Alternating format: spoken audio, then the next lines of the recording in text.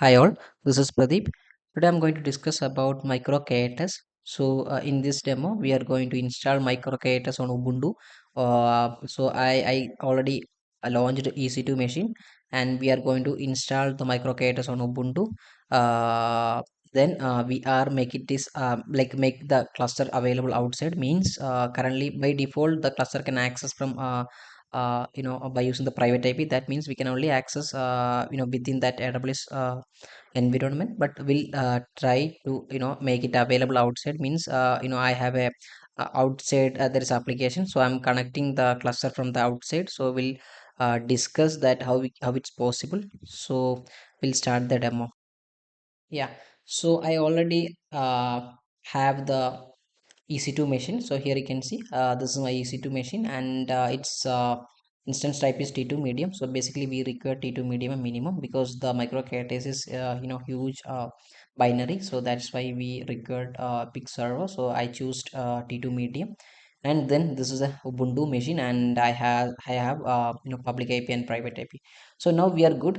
If you don't know how to launch instance, you can just simply click the launch button. Here inside you need to mention the Ubuntu OS as Ubuntu, then instant type as a T2 medium. So that's it. So then we are good. The machine is ready, so we can connect to the machine.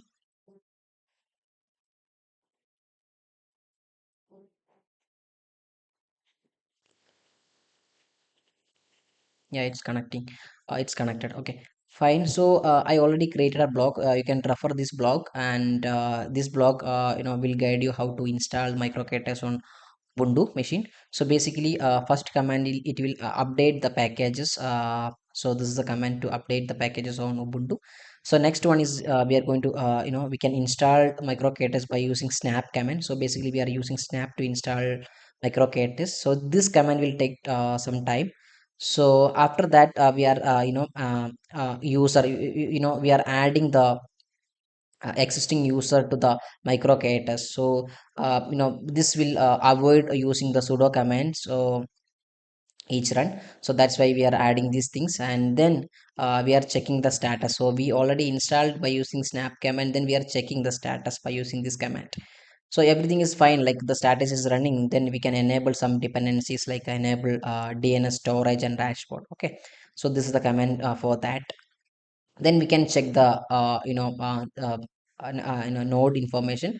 So basically by normal command, like it should be kubectl get command get nodes, but I already mentioned we using cube MicroK8, so that's why we need to run we need to add MicroK8 as also so that is the first thing. So then we need to avoid, we don't want to a multiple run multiple time, we don't want to mention the microcater. So that's why we are mention creating an alias. Here you can see we are adding the behalf of calling these things, we are simply we can call kubectl by using alias. So alias after creating alias it's fine, but again if you reboot the machine, the alias I think it went down. So again we need to use microkate as kubectl. So that's why we are adding this alias into bash rc file. Then we are good, like after restarting also it's fine, no problem. We can use this command kubectl behalf of microkate as kubectl. Then after adding this command to the bash rc file, we need to refresh the bash rc file. Okay, that is another step. Okay, then we are good. Then we can check this class cluster information. Then we can enable, means if you restart the machine, automatically it will start the microcaches. Then this command, if you don't want to if you want to install remove uninstall the microcaches, you can simply use remove behalf of install. Okay, so this is the whole uh, part I'm going to do. Plus I'm doing some more things like how we can enable public access, how we can access the Kubernetes cluster from outside. So we'll do some of the other uh, addition also in the Kubernetes microKs configuration file. So I already created the script. You can simply copy paste the script, or you can, this is a private repository, you can simply clone these things. So git clone.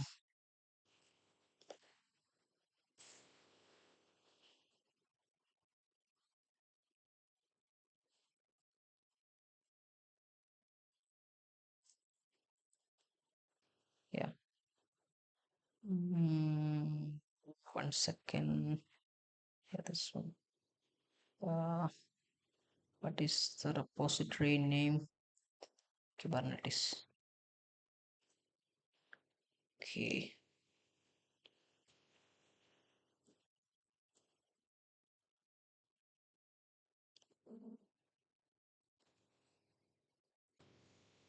Okay. Now uh we uh we cloned the repository. So this is the script contain all the information which I discussed previously.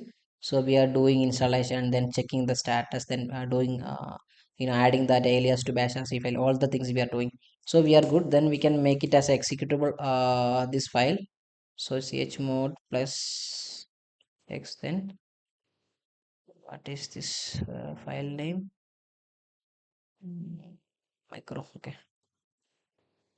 Okay, now it's fine, then we can run this command. So this will download the MicroK8s and install and do the bash rc file, all the things it will do the script. So it will take time, so I'm just pausing this from here. And so now we are in the last steps of script. So now you can see it's installed. So we can check the status. We can simply use kubectl get ports. Yeah, we are getting the things. Coming to nodes, we have one node because we uh, added one node only, but we can add multiple nodes in the MicroK8s.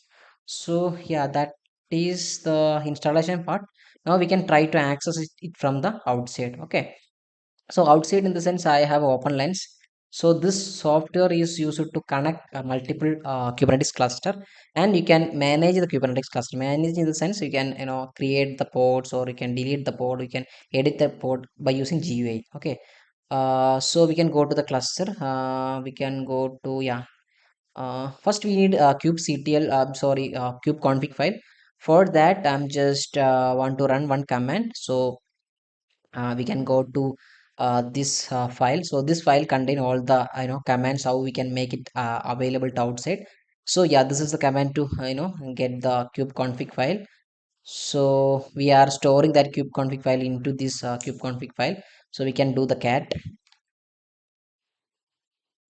Yeah, yeah, now you can see yeah. So coming to cube config file, I would say it's kind of a token or a password. It contains all the information related to cluster. By using this cube config file, you can access the cluster. So this should be private, so no need to don't want to share to anyone. So this should be private. Okay, so here you can see this is the server. In how we can this is the server IP. Okay, so this is the private IP. So coming to the server, so this is a private IP and public. We need to make it as a public because we need to access it from outside, right? Not from the inside the AWS. So for that, I'm just want to change that configuration first. So we can change the file. Okay, we can change the IP. This is a private IP. We are going to change it to public IP. So yeah, now the part is completed, and also we need to enable the this port. Okay, I already enabled. We can go to security and go to security group. Can go to security group. So basically this default security group is I'm using for multiple purpose. So that's why I added I enable all the traffic. So that's why it's we don't want to worry about this port. It's already enabled. Okay, so now the kube config file is ready. Okay, so we can okay, we can attach this kube config file into the open lens. Okay, I'm going to add a new cluster. We can add here, and we can simply copy paste the config file. So we are good. We replace the private IP with public IP. So we can add cluster.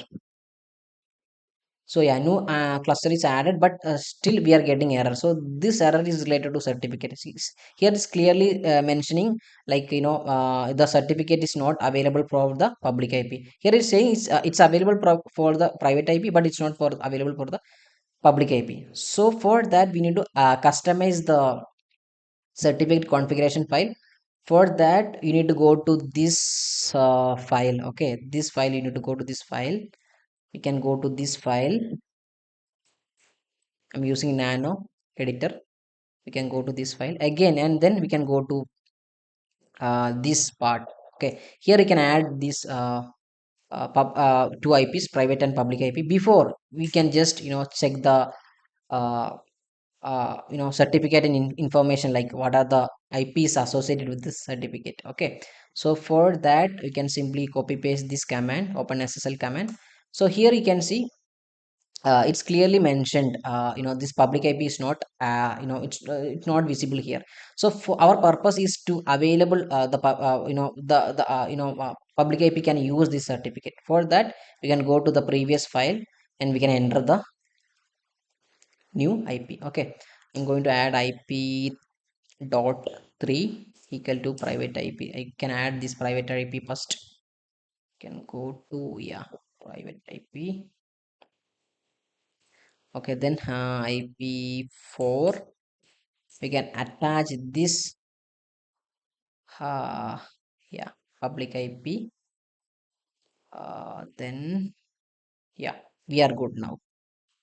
Okay, so again we can confirm that, yeah, we added public and private IP, so we are good. So next we can enter the open SSL command one more time. So now we can see the public IP is visible. That means we are good with the certificate. So we can reconnect. Here we can reconnect. Okay, 1 second. Oh, okay, what is the error? Can go to cluster again, and yeah, we can wait. It's kind of showing connecting. So we will see what is the status. Mhm. Now I can see it's available. The public IP is available. We can go to, can go. Okay, I think we copied the, okay, different IPs. Will go to the configuration again. I think, yeah, we copied the different IP. We can go to the, okay, my bad, 1 second. Yeah, we copied wrong IP. Yeah, this is a new IP. Then this is private IP. I think we copied. Okay, that is also we copied wrong. Okay, now we are good. Okay, we can run the OpenSSL. 24. We'll try to reconnect it again. Yeah, now it's fine. Now it's visible. Okay, now we are good. The cluster is accessible, it's connected, right? So now what we did is, we create launched the MicroK8s cluster in on Ubuntu. Then we enabled the public IP in the SSL, and then config file. Then by using that config file we can access now, right? So yeah, this is for today's video, but I'm dependent to this demo. I'm going to create two more demos, like we'll check what is the this tool open lines, how we can manage coming to the cluster. We can go to the cluster, we can see the workloads, pods, and other things. Here you can see a lot of stuff, right? So I'm going to cover this open lines in depth. So that is a second video. Maybe third, what I'm going to do is I will manage this cluster, this MicroK8 cluster, from GitHub Actions. Okay, we'll launch some pods or deployment from GitHub Action to this cluster. So that also will cover third. So yeah, I think, yeah, that's it.